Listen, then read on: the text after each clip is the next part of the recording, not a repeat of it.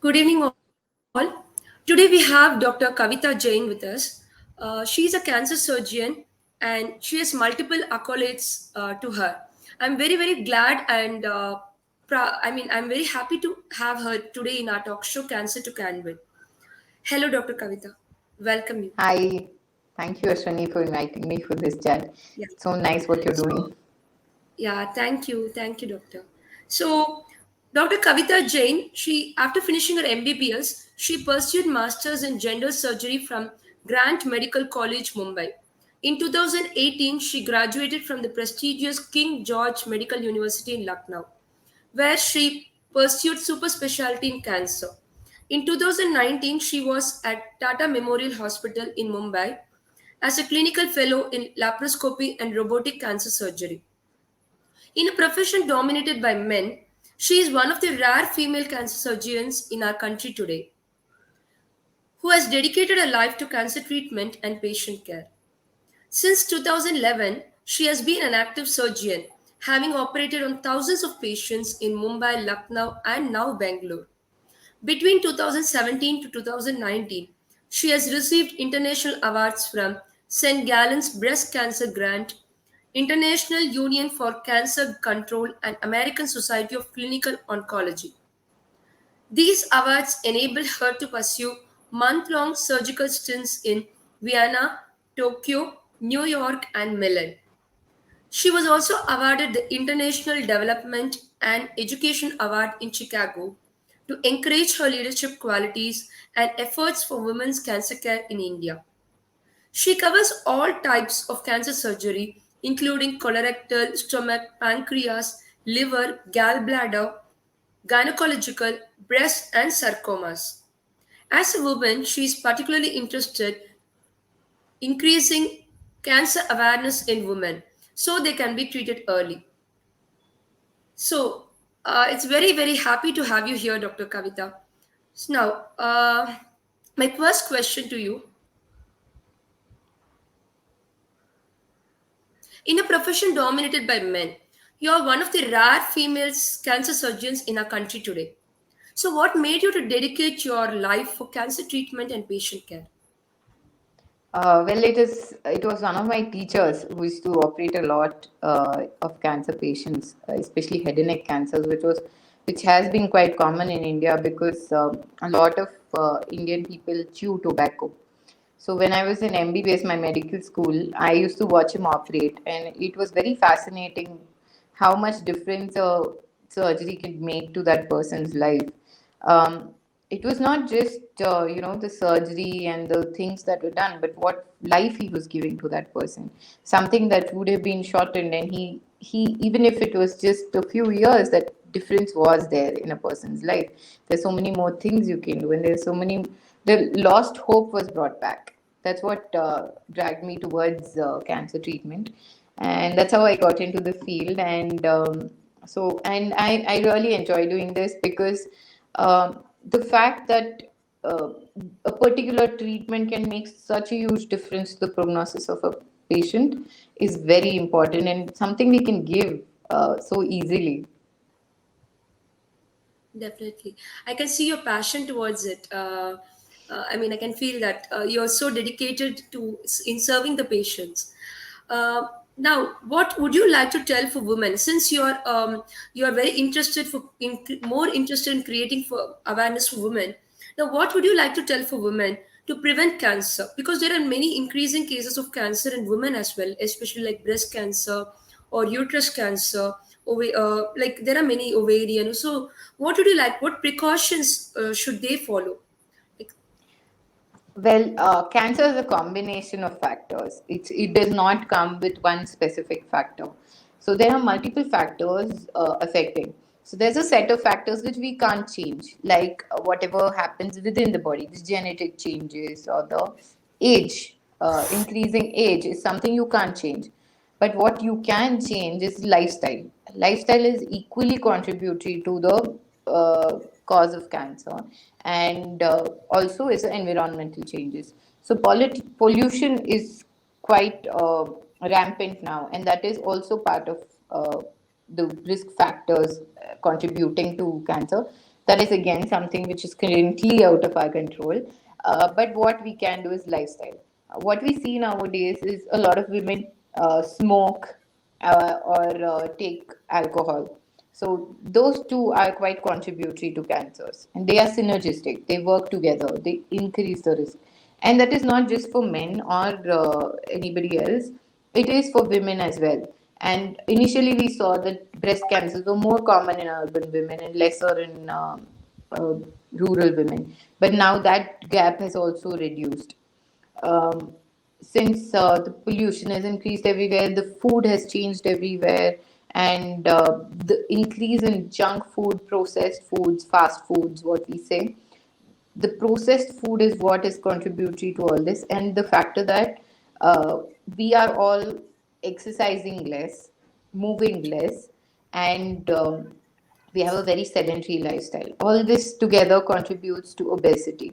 So, obesity has been found to be one of the major causes of multiple cancers, like breast, uterine, colorectal. So, it causes all of them.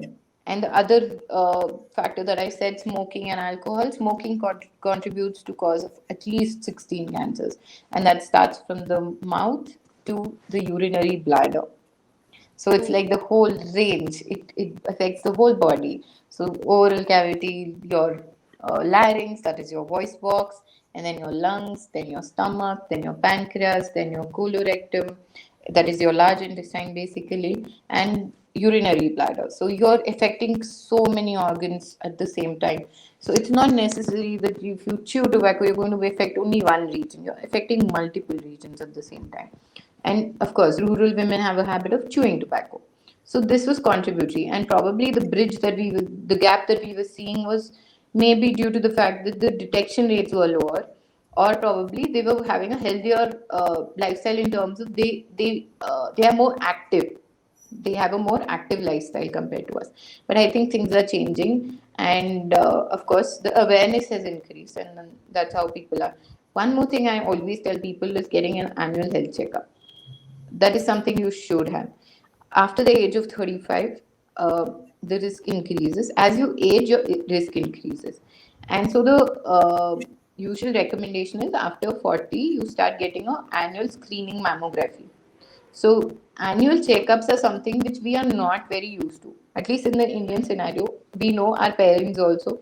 They don't do all these things. They just refuse to go for these. They say, I'm fine.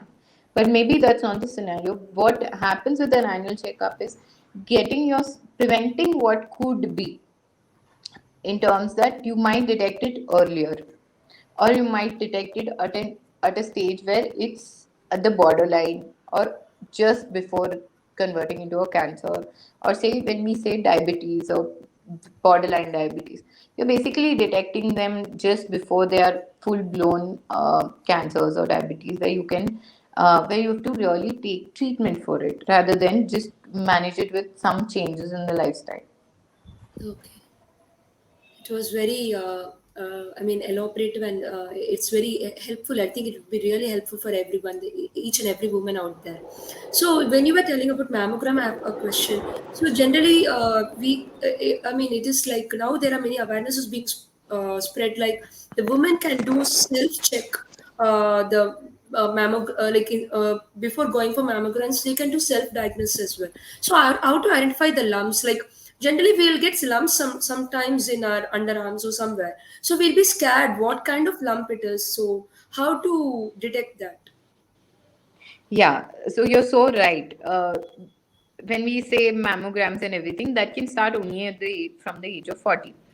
Now, what do you do in case you know somebody or you're afraid?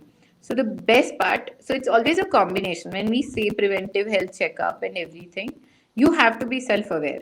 You have to have awareness of changes in your body. And so this self-examination in breast is also part of your preventive measures that you're taking, or basically detecting things early. So if you keep examining yourself on a regular basis, even if a small change happens, it will be detected early. So you will, even if suppose you get diagnosed with cancer, it will be earlier than usual. That's what happens with mammography.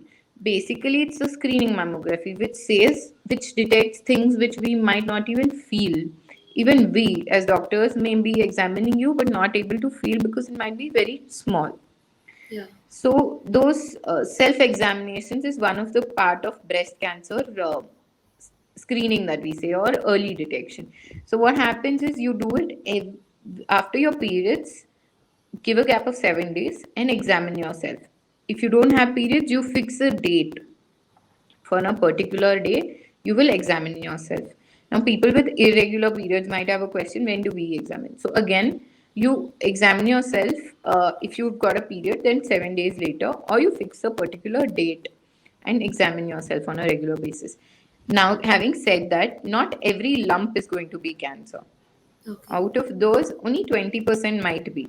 But then, for to confirm that, you better meet a doctor, get yourself examined, and if the doctor feels the need, get an evaluation done further. But then there's nothing to fear. There's nothing to fear. Like I said, 80% are not going to be cancers. So the best way to do it is, instead of panicking, go meet a specialist and get it cleared. That's it. Okay. That's But really yes, self examination is important. And like yeah. you said, it is very important. Thank you, doctor. So my next question is, when is surgery, like you're a cancer surgeon, so this, I think this question would be the right question to ask you. So when is the surgery recommended for a patient? Yeah, so a lot of cancer treatment is multimodality. When we say multimodality, we means we combine a lot of different departments, medical oncology, surgical oncology, and radiation oncology. So these three together combine and give treatment. Now, this multimodality treatment is much more required as the stage goes higher. And as the stage is lower, you might require one, two, or three, any of the combinations, depending on what disease it is. Say if it is breast cancer in the stage one. So you might work out with a combination of just say surgery and radiation and probably hormone therapy. So that depends completely on stage, age of the patient, type of cancer. So everything is different. Now, sarcomas are a set of diseases where radiation therapy and chemotherapy is used selectively. And surgery is the major treatment that we have, at least for now. So, in such situations, surgery becomes very important. So, surgery is important based on the treatment plan that you have. So, when it is required, whether it is before chemotherapy, after radiation, before radiation, depends on the type of cancers. So, when we have rectal cancers, we first give radiation therapy and then follow it up with surgery, and probably after that, chemotherapy. So, it's all a combination. So, it has to be a teamwork which is planning the therapy for the patient. Okay. That really answered the question. Thank you, doctor. There is one more question I have. There is a thought prevailing that cancer spreads when the tumor has been cut with a knife or a biopsy. I mean, this is like a general thought among patients. So, how much true it is actually? No, this is a very common misconception is there, Rashmini. Yeah, They people keep coming to us, and many times they even feel that the after the biopsy the cancer has grown. They mention, yeah, but what happens is they might not have noticed something. Like when you realize that something is wrong, you become more aware of it, and you feel like everything is changing every day, and it's probably growing. I'm not blaming it on anybody, but that self awareness comes to every one of us. Only when we realize something is wrong, we feel, yeah, it's more. But then, biopsy is the technique to identify the cancer and to give the treatment right. Now, like I said, if I want to plan the therapy, I need to know what I'm dealing with, right? So, yeah. if I know what it is, if I want to know what it is, I need to take a biopsy, get it evaluated by a pathologist. Now, the biopsy is never going to change anything in the treatment, or it's not going to change anything in the pace of the cancer or in the type of the cancer. Nothing changes, it's just a minor diagnostic test. It just feels that way, but there is no proof that biopsy can cause or increase cancers, or it can change anything in the plans. Now, surgery, like I said, if it goes according to a treatment protocol, I don't think that contributes in any way to increase in cancers. It is a part of the treatment and it has to be accepted. Yes. We should not fall for these misconceptions because it is a very important guidance to us for treatment, because you can do CT scans, you can do 100 things, but all of them are not specific in terms of what are we dealing with. Because we need to see the cells. If I need to treat a tumor, I need to know what cells are inside it. Yeah, actually, there are many misconceptions when it comes to cancer, like the whether the cancer is I mean, it will be spreading from a person to person. So these kind of misconceptions also I've heard. So Like true. recently, I got to visit foundation where Hmm. people they are not much aware about it. So they were asking me whether it will spread. I said no. Like I have been a cancer survivor. So when they you please tell doctor, because people when they hear from an expert like you know, they will be more me strong about it. Yeah, What I would you agree say? with you, Ashwini. Misconceptions and myths are so many. If you eat this, this happens. If you wear Yeah, this happens. If you do this, this happens. That's so true. Yeah, this is a very sad thing that many people think that, cancer spreads from one person to another. It does not. It does not. It is not an infection which can spread to one another. You can't give it to another person. It is coming from within the body and it remains there. There's in no way we can that can spread to another person. All right. Uh, Cancer is unfortunately it needs a lot of support from other people, and when yeah, people have these misconceptions, the person feels very isolated, and that's very unfortunate because they need a lot of your support. Please do not isolate them. I've had patients coming in where their families really keep them away from the halls, don't come to the common areas, stay in your room, and that is very isolating. What yeah, they need at the time of cancer treatment or post that also as survivors is the family's support, is their friends support, is their colleagues support at work. There's nothing going which is going to spread. The only thing that you can spread is love. yeah. True. It's very very nice. Well, word you said, love. No, it's so touching. Like definitely a survivor, they need affection and love more than anything. So you have rightly mentioned that. And so the next question: do all cancers run in families or it is hereditary? See, the thing is, not all cancers run in families. It's only 10 to 15% which are known to be familial. When we say familial, basically there's a genetic mutation which is passed through the families. And again, do not think that it comes only from the mother, it can come from the father as well. So, when we say familial, it means both the parents. So, we don't know from where it comes in. It depends. It depends on the type of genetic mutation that is there and how it is going to be passed. There are certain cancer genes which are passed through the whole family in something like BRCA, that is the breast cancer mutation that we know, that can be passed to males as well. So the presentation might be different. Male breast cancers can also happen, or prostate cancers can happen. So the presentation may be different, but it is passed through anyone.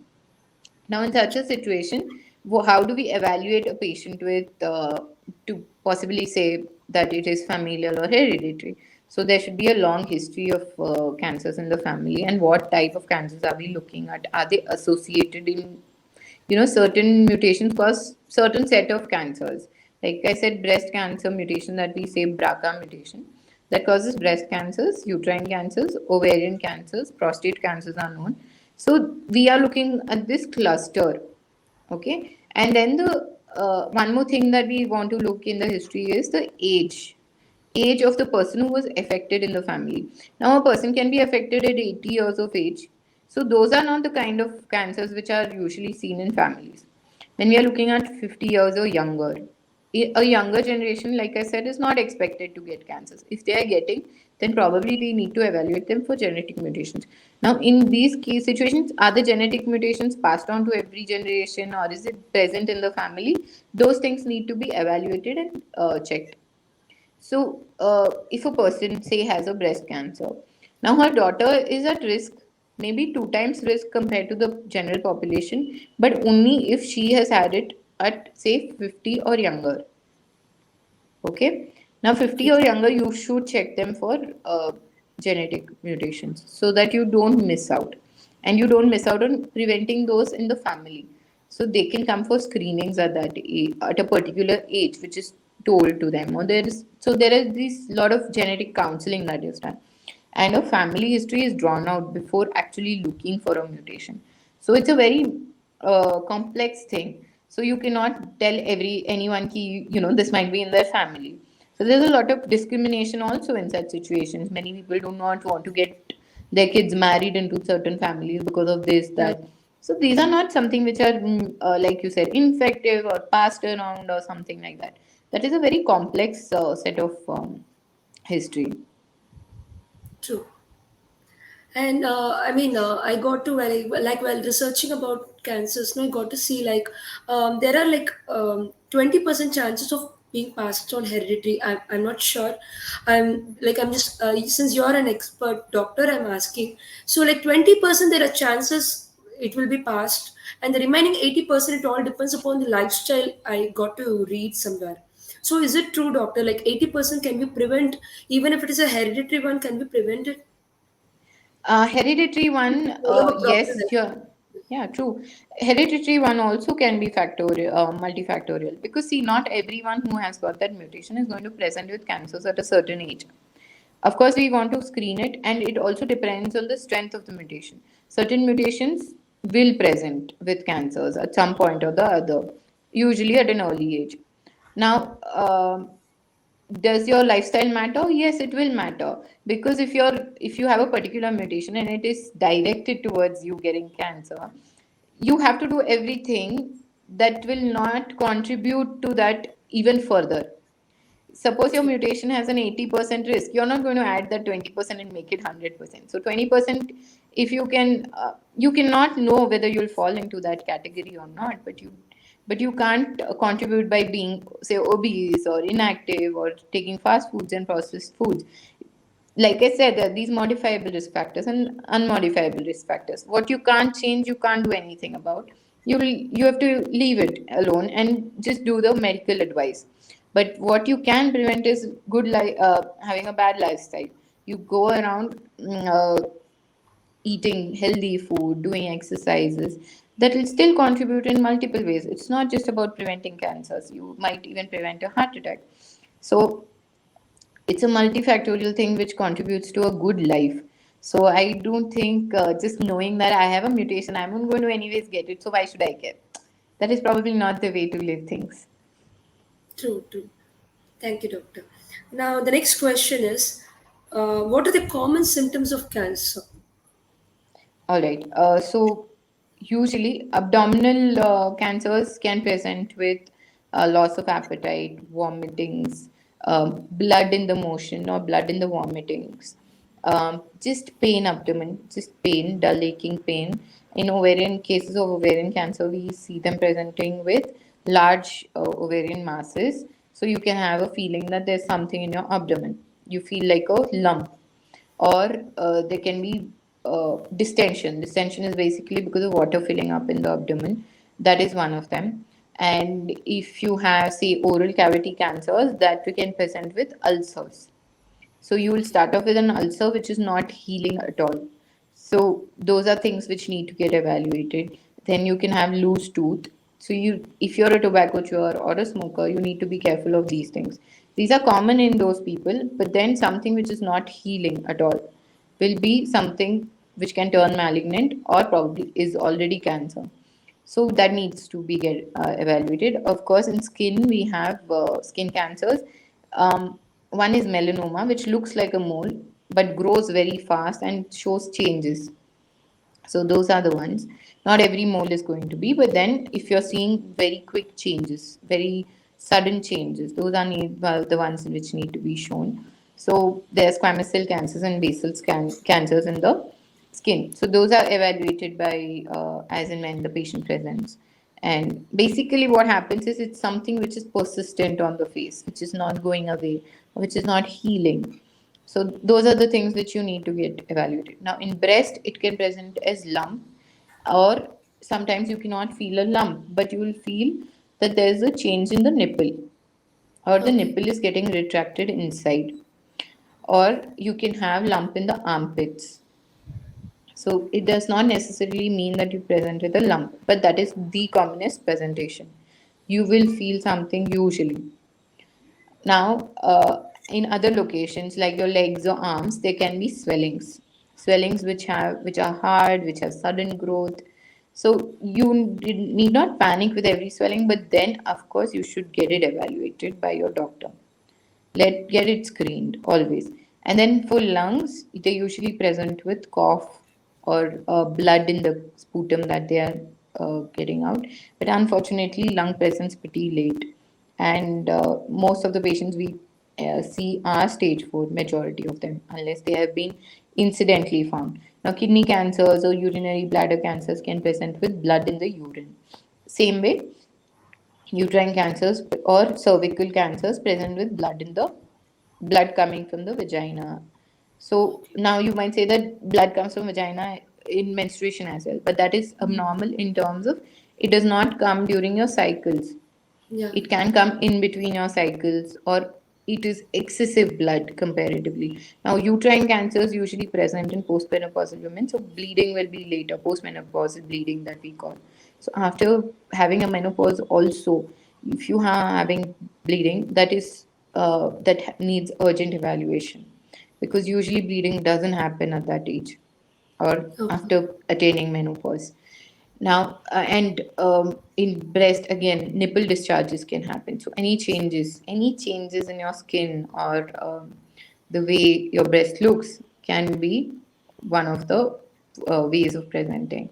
So now you can say that probably you might not feel anything. Abdomen, you might not feel a small swelling, but that can cause, yes, pancreas, etc., can present with large swellings, late stages. But those are things which we cannot prevent completely. But that's what annual health checkup contributes to. It evaluates you, and if there are small lesions that we are probably missing in any other way, those might get picked early. That's the only major contribution that we are looking for in annual health checkup. So there can be jaundice as well in certain patients. Certain patients can present with anemia. If they are bleeding from their cancers, they present with anemias. And constipation or complete obstruction of motions can happen in tumors which are there in the large intestine. Or if there is bleeding, like I said, from the large intestine, they can present with anemias. Then jaundice, as I mentioned, will be one of the presentation in, say, pancreatic cancers or liver cancers. So all these need evaluation. Anything that you find out of the ordinary should be checked, because you never know what it is. Yeah. So, as you said, like we should be in this fast-paced world. We should always be aware, like what is happening to our body. We should make note of our body and identify that Changes, yeah. at early stages itself. Yeah, Yeah, but I wouldn't induce panic in anybody, but you should be aware, like you said. true, true, definitely. So the next question: once detected with cancer, generally people have a denial feeling and fear about it. So, what would you like to tell to them?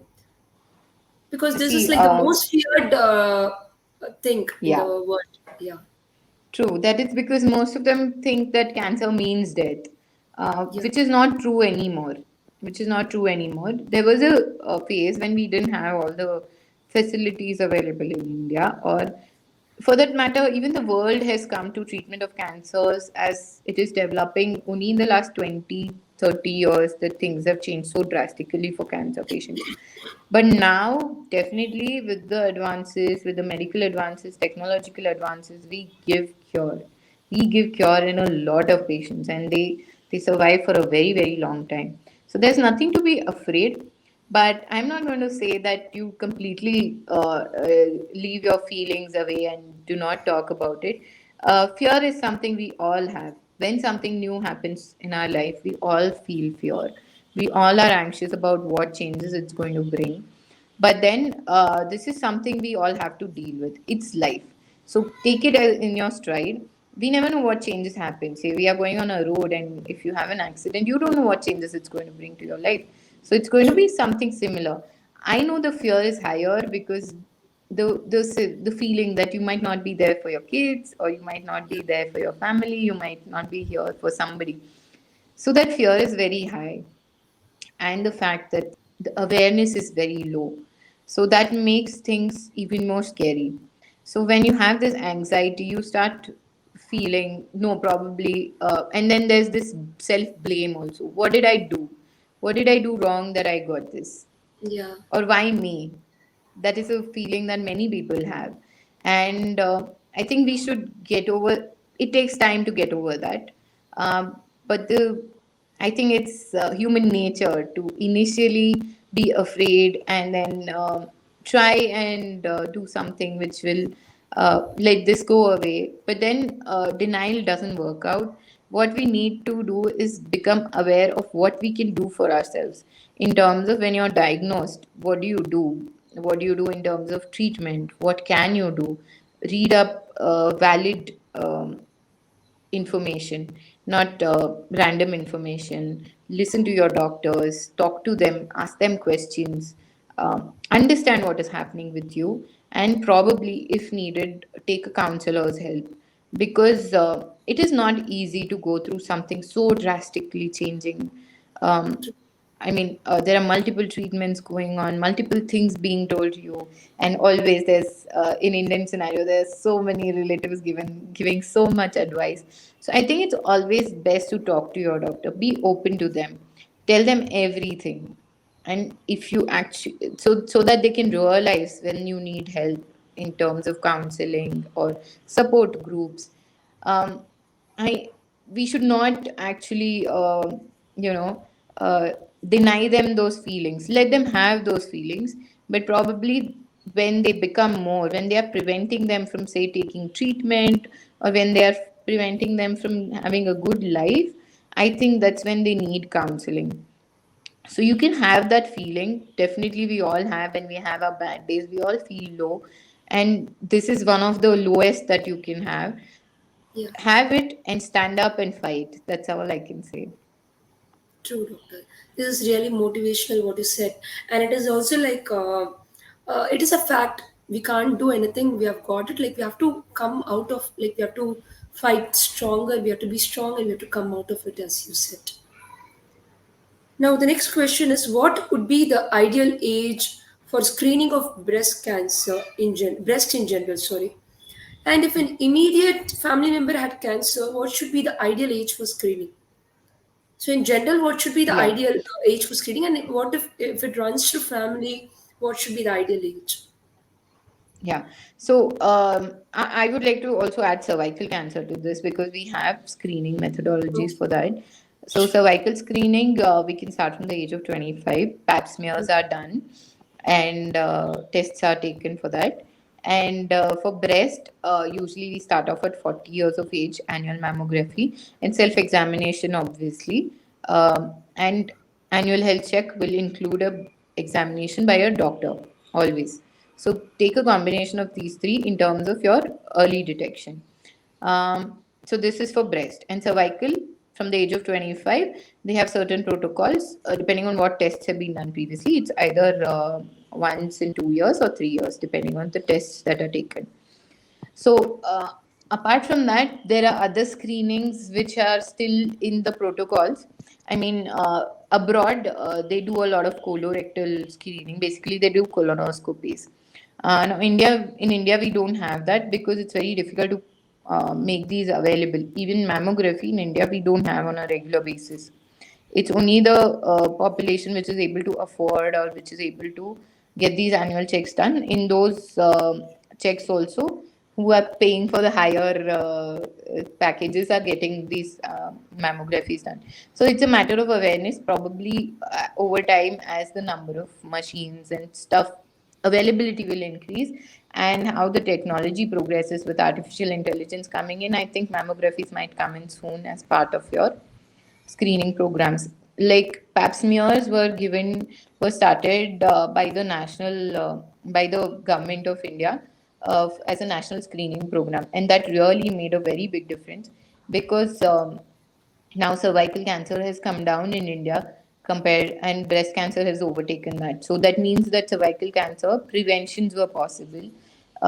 We were able to detect it pre-cancerous stages because of the pap smears.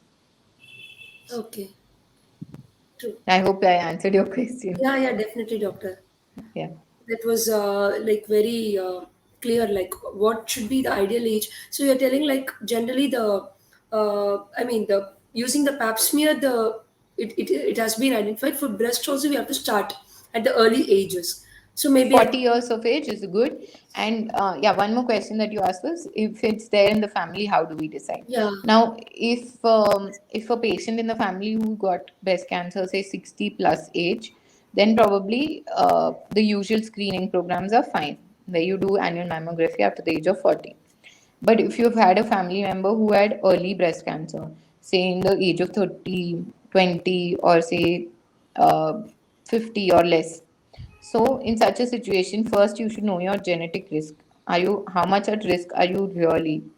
In terms of if your sister, say, had a breast cancer at the age of 20, now, are you really at risk? Was it a genetic hereditary risk? If she had BRCA mutation or not? All those are needed. So, based on that, the screening can be done. Of course, in such situations, we always tell the family to be more aware of their situation, because we never know, there might be mutations which we can which are not very common and which might be passed on. So we cannot know. So in such a situation, with only one relative is affected, we still don't give a very high risk, but the age, everything, the contributory factors we take into account. And in such situations, we tell them for screening earlier. Now, in screening, it might not be necessarily a mammography, but a regular examination, say 6 monthly ones, or a sonomam ultrasound of the breast or something like that can be added. So basically, these people are counseled to be much more self-aware and much more vigilant about what is happening. Okay, understood. Thank you, doctor. So the next question is, what are the root causes of cancer? Like, what are the chances? Like, what are all promoting cancer? Like, what? Yeah. So in causes, like I said, we are modifiable and non-modifiable. Now, modifiable causes are the ones we discussed, like a lifestyle, smoking, use of tobacco. Yeah. Um, Use of tobacco is one of the most common. I think it contributes to so many of the cancers. Use of alcohol, and then there are certain viral infections also which can cause, like a hepatitis B or a hepatitis C. They are known to cause liver cancers. Then there's human papilloma virus, which can cause cervix cancer or certain oral cavity cancers. Now, cervix cancer, because it has been known to be contributed by a viral etiology, we've been able to get vaccines into the market for that. So there are vaccines available for girls and boys who are above the age of 12 and who have Okay. not had sexual intercourse, basically. So anyone above the age of 12 and not had sexual intercourse, even 9 actually can be. From the age of 9 also we can give, but we usually say 12. So that that's the age where your menstrual cycles and all would have also started. So anyone who has not had a sexual intercourse can be given these vaccines Okay. to prevent cervical cancer. So that's viral etiology for you. And there are certain blood cancers also which can be caused by viral etiologies. Now, the rest of them, of course, lifestyle diseases are there. I said about obesity, which is one of the factors in multiple cancers that we are seeing now. And the non-modifiable cancer factors are age, because age, as we age, the cells multiply and they become older. So Okay. the risk of genetic mutations as they multiply and change can happen. So that is what contributes in an aged patient. All right, Okay. the ability to prevent all this can reduce this. Senility comes in the cells as well. That's why. And then the second cause is genetic factors and not necessarily hereditary. The genetic mutations can be induced by various other reasons as well. There can be certain radiation exposures. Like in the past, for Hodgkin's lymphoma, there was only one treatment, and that was radiation. So that radiation in the future, like the kids who would get Hodgkin's lymphoma and would get treated by radiation, after say 15 to 20 years, they would be detected. There were some certain number of people who were detected with thyroid cancers or breast cancers. So those are attributed to the radiation that they had received in the past. Okay. But nowadays, radiation technology has also changed, and the treatment for Hodgkin's lymphoma per se has changed. So it is more chemotherapy now. Radiation is not given. So basically, in some form, exposure to radiation or certain chemicals, people working in certain chemical industries, the dye industries or the soap industries, they have a chance of exposure. So in certain situations, the genetic change might be induced by your work or by your food or by certain changes that we don't know of. So these are the two causes that we know of. And of course, you can't change your family history. If you have a family history of cancers and if there's some form of genetic change running in your family, that is something you cannot change. So these are the causative factors that we know of, which are non modifiable. But of course, modifiable ones are in our control. Those are the things that we can change. But non modifiable ones are the ones you can't change and you can't do much about. Okay. Thank you, doctor. That was very I mean, very explanatory. Like we can Thank you. understand like how what are the causes. Like generally, I mean, we would have thought like it's all would be the root causes, but you have clearly explained like what are modifiable and non-modifiable. And the next question is, please tell us about carcinogens and what foods or things in our daily life contains carcinogens. Because I mean, I got to read somewhere like carcinogens are Yes. the causes of cancer. Yeah. Correct. Carcinogens are basically chemicals which are going to contribute to these particular genetic changes which can lead to a cancer or which may lead to a cancer. So we don't know whether it will definitely lead or not, but many of them. So some of these are the viral pathologies. They also can contribute with their chemical, basically, some of their enzymes can go and induce these changes in a hepatitis B virus or something. They basically get into the cell and induce certain changes with their enzymes. Now, these are viral. The second one and the most important one we know is tobacco, which Yeah. has at least 50 carcinogens in it. Tobacco itself is known to have multiple, about hundreds of chemicals. In that, at least 50 of them are known to be carcinogens for sure. And one Okay. of the most important one is non-nicotine, and then there are these benzenes. So again, these chemical industries, these are also contributing in these benzenes or six carbon molecule stuff. So these are the ones which are actually contributory in these cancers. So how do they really work, the carcinogens? They basically induce changes in the cell DNA, and that's how it gets damaged, and probably during those mutations, those changes might not get corrected. Now, whether all changes are going to end up in cancer? No. Most of the time, such cells don't sustain themselves. But the ones which can sustain themselves can turn malignant, can become aggressive, and basically they prevent themselves from dying at that point. And then they convert into these cancers and multiply. Now, these multiplications are completely independent of other growth factors. So basically, they grow without any control. Now, these Okay. carcinogens, that's what they do. And there are certain chemicals which are supportive to the carcinogens. That's also a part of the contribution.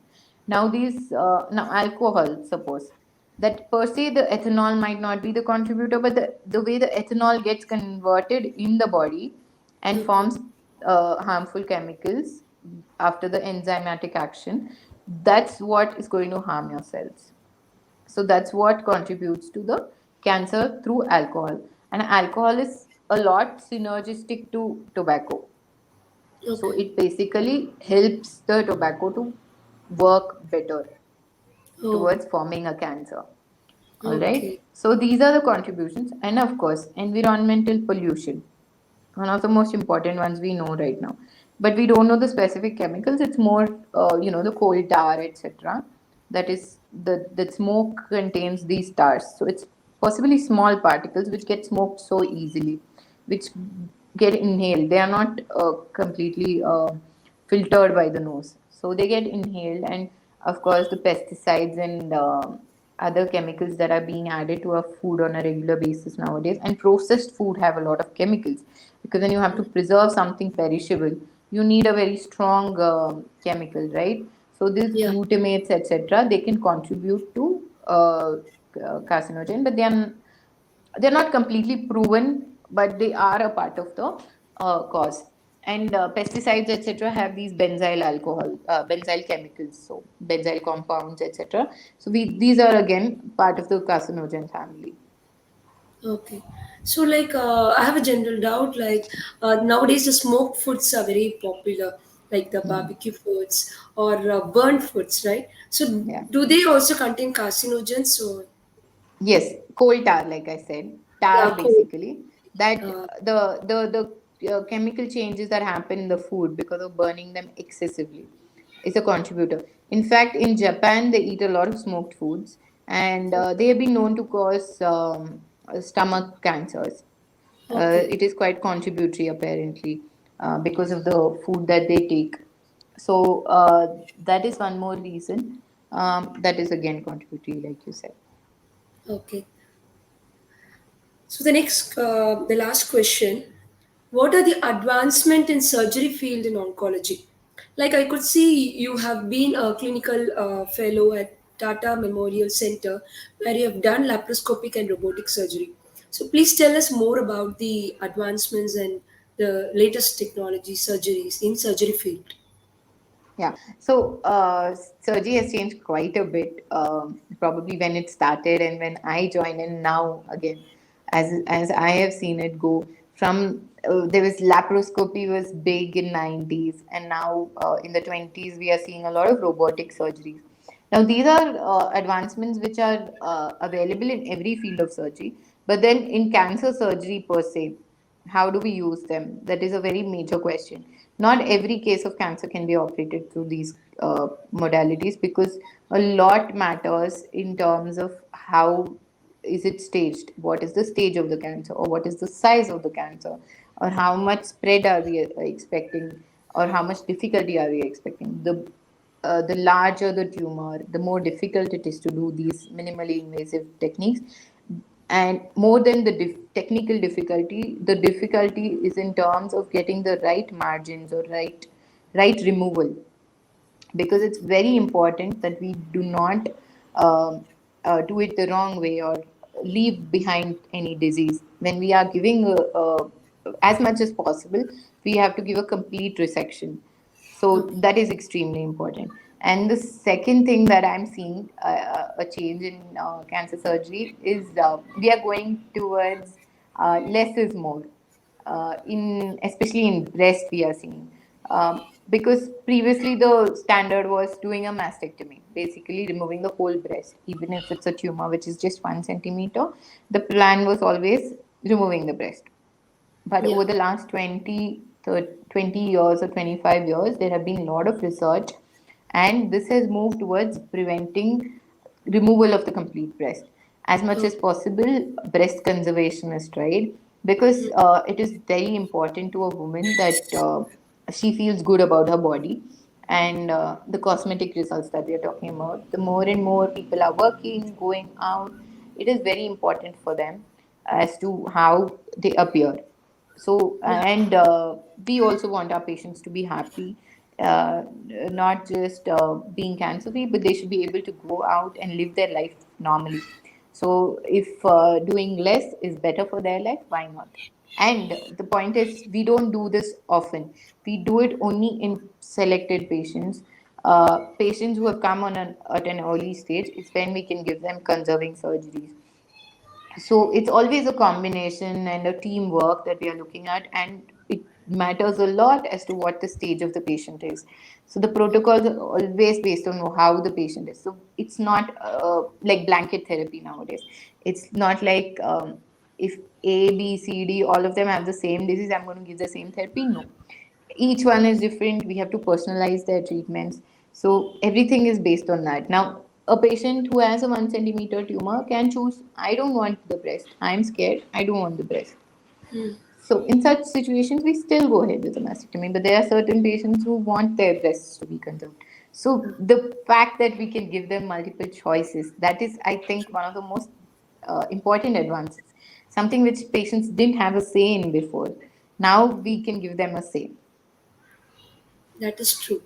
Uh, so, like, I mean, if the tumor size is like very lesser, no, I think, can they go for laparoscopy to just remove that tumor alone uh, Yes, instead of yes. removing the whole?